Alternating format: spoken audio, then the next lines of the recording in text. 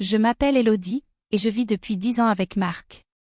Notre vie semble parfaite, du moins à l'extérieur, une maison spacieuse sur les hauteurs de la ville, des rires d'enfants qui résonnent dans les couloirs, et cette impression rassurante que tout est sous contrôle. Pourtant, depuis plusieurs mois, j'ai cette sensation étrange, un mélange de solitude et de désir de complicité que je n'avais jamais vraiment ressenti auparavant. Les journées passent, remplies de routines, de courses, de réunions et de petites obligations, et je me surprends parfois à rêver de moments où quelqu'un pourrait me comprendre pleinement, où mes pensées pourraient trouver un écho sans jugement. Marc est souvent occupé par son travail, et Lucas, notre fils, est maintenant adolescent.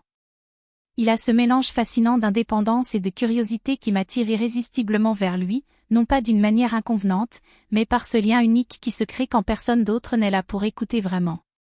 Il me parle de ses passions, de ses doutes, et de petites choses de la vie quotidienne que je n'avais jamais soupçonnées.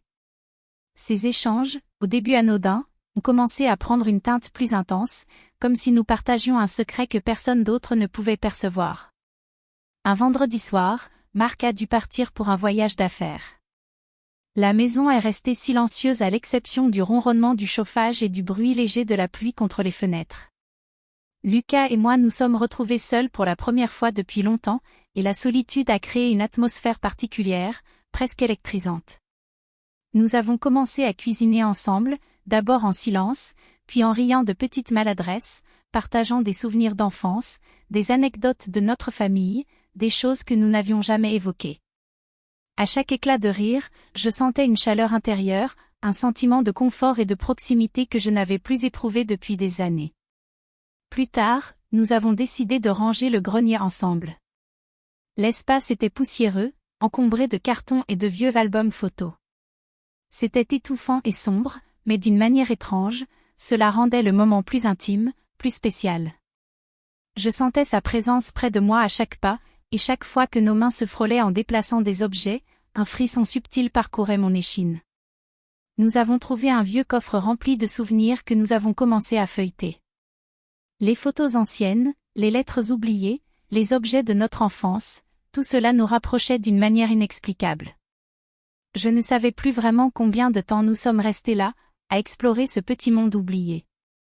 L'atmosphère était dense, chargée d'une énergie que je ne pouvais pas ignorer. Il y avait des moments où nos regards se croisaient, où nous restions silencieux, et je sentais cette connexion, cette intensité qui ne demandait qu'à être ressentie pleinement. Mais je savais aussi, au plus profond de moi, que nous franchissions un territoire émotionnel délicat, un espace où chaque geste et chaque regard étaient amplifiés par la solitude et la confiance mutuelle.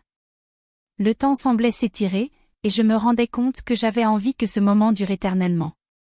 La pluie continuait de tomber dehors, mais à l'intérieur, il y avait cette chaleur douce, cette complicité, ce sentiment que nous étions seuls au monde, que rien d'autre n'existait. Je pouvais voir dans ses yeux cette même intensité, cette compréhension silencieuse qui me faisait oublier tout le reste. Et même si je savais que ces instants étaient éphémères, ils étaient gravés dans ma mémoire comme une parenthèse de pure émotion. Après cet après-midi passé dans le grenier, un calme particulier s'était installé dans la maison. La pluie s'était transformée en bruine légère, et la lumière douce du crépuscule filtrait à travers les rideaux, donnant aux pièces une teinte presque dorée. Je me sentais étrangement légère, comme si ce moment suspendu avait effacé toutes les tensions accumulées ces derniers mois. Lucas et moi avions partagé des rires, des souvenirs et des confidences que je n'avais jamais osé formuler à haute voix. C'était comme si nous avions ouvert une fenêtre secrète sur un monde que nous seuls pouvions comprendre. Le soir venu, nous avons préparé le dîner ensemble. La cuisine, habituellement un lieu de routine, s'était transformée en un espace presque magique, où chaque geste semblait plus significatif.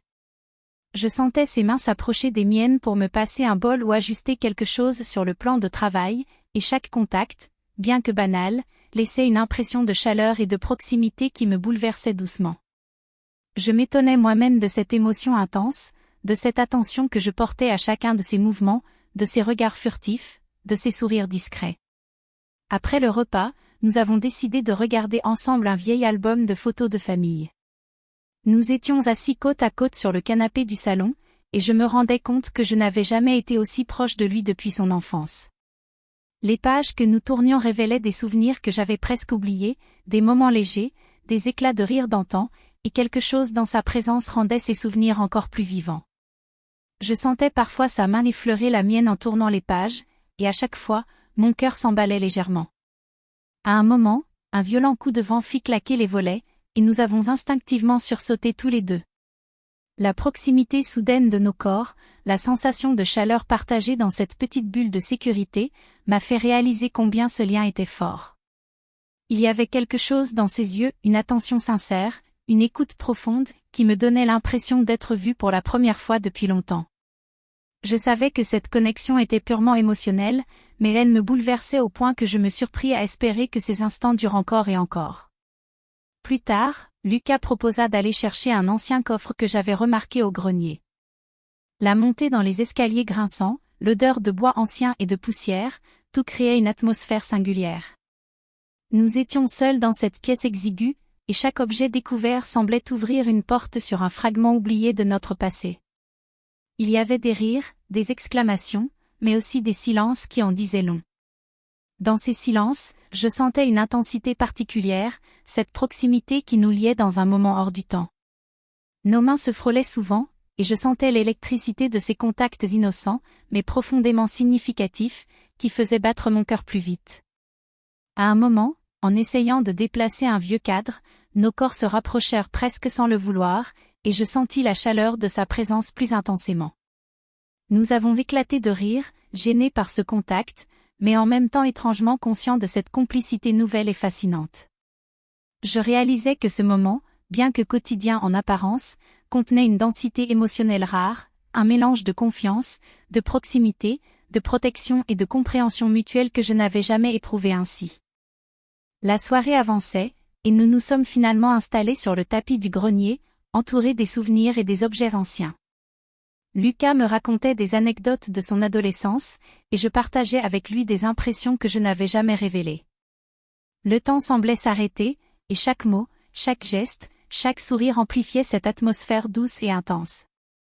J'étais consciente de la frontière fragile entre le quotidien et cet espace intime que nous avions créé, mais je n'avais aucune envie de la franchir. Tout ce que je voulais, c'était profiter de cette complicité unique, de cette chaleur humaine qui me remplissait de manière inattendue. Alors que la nuit tombait, la maison restait silencieuse, à l'exception du souffle léger de la pluie sur le toit.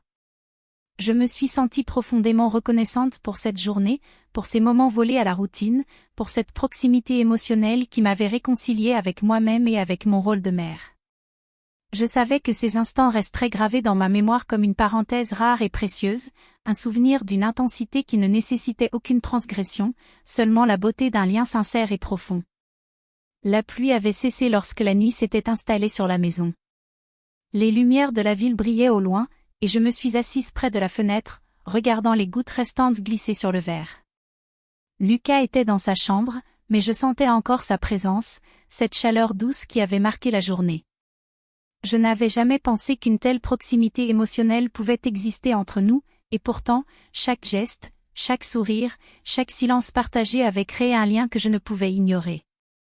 Marc devait rentrer tard ce soir-là, et j'ai senti un mélange de soulagement et d'appréhension. Je savais que ces moments uniques que j'avais partagés avec Lucas allaient bientôt céder la place à la réalité quotidienne. Pourtant, je ne pouvais m'empêcher de sourire en repensant à nos instants au grenier, aux rires, aux regards échangés, et à cette intensité qui nous avait envahis sans jamais franchir de limite. Alors que je préparais un thé pour me réchauffer, j'ai entendu la porte s'ouvrir doucement. Lucas est apparu dans le couloir, ses cheveux encore légèrement humides de la pluie qu'il avait essuyée à la hâte. Il m'a regardé avec ce mélange d'amusement et de complicité que je connaissais si bien maintenant, et nous avons échangé un simple sourire. Aucun mot n'était nécessaire, tout ce que nous avions vécu était inscrit dans nos regards, dans nos gestes, dans cette proximité douce et silencieuse. Soudain, j'ai entendu la voiture de Marc dans l'allée. Mon cœur s'est légèrement serré, un rappel subtil de la frontière que je ne devais jamais franchir. Je savais que la routine allait reprendre son cours, mais je me suis sentie étrangement apaisée. J'avais découvert une dimension de moi-même, une sensibilité que je n'avais jamais explorée pleinement, et cette complicité avec Lucas, bien que transitoire, m'avait offert une profondeur nouvelle. Quand Marc est entré, souriant et fatigué, je me suis levée pour l'accueillir. Lucas est resté en retrait, observant la scène, et j'ai senti un instant de tension fugace, le monde réel reprenait ses droits. Mais à ma grande surprise, au lieu de se laisser envahir par la routine ou la culpabilité, j'ai découvert quelque chose d'inattendu. Marc avait remarqué cette atmosphère particulière, mais au lieu de réagir avec suspicion, il a simplement souri, comme s'il comprenait, sans le dire, que certains liens étaient profonds et uniques, et qu'ils ne menaçaient pas l'amour familial, mais l'enrichissaient de manière insoupçonnée. Cette prise de conscience a changé ma perception de la vie, de mes relations et de la proximité que je pouvais partager avec mes proches. Les jours suivants, la maison semblait plus légère, plus vraie. Je pouvais regarder Lucas et Marc avec un sentiment renouvelé de gratitude, appréciant chaque instant, chaque geste, chaque sourire. La complicité, l'intimité émotionnelle, les confidences silencieuses, tout cela avait laissé une empreinte indélébile, mais d'une manière parfaitement innocente et précieuse. Et c'est ainsi que j'ai compris que certaines émotions ne nécessitent pas de transgression pour être puissantes.